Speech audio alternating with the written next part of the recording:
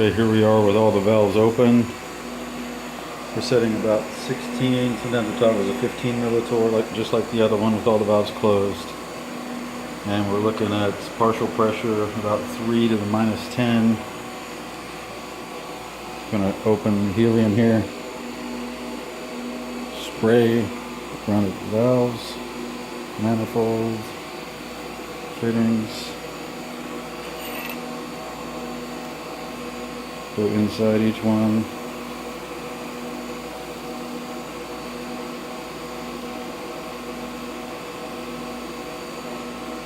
Underneath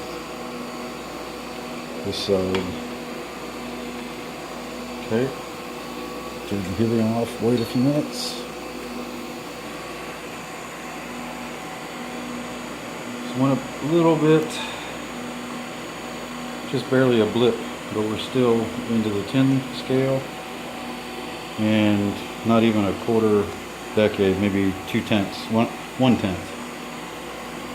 We're good.